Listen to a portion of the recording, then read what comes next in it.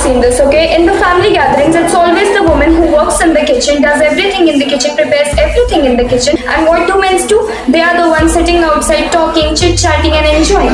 Also, when a couple is as a guest in any of the family gathering or in any gathering, it's always the woman who's been asked to go in the kitchen and help the other women. Now, this is not because it is something very ideal or needs to be carried forward. It's because it has been normalized from generations to generations. Like to the women, I'm saying, your grandmothers did, your mothers did, and now so it is expected from you also.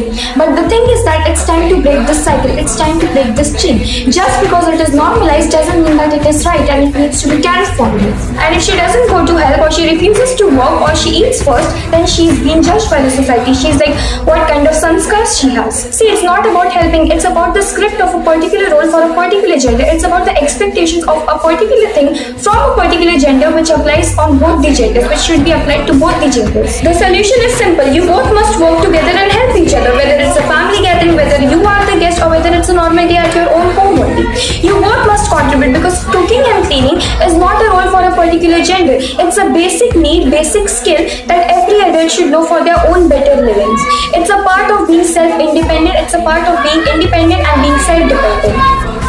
And if you don't know, it's not something to be proud of. It's a basic skill that every adult should know.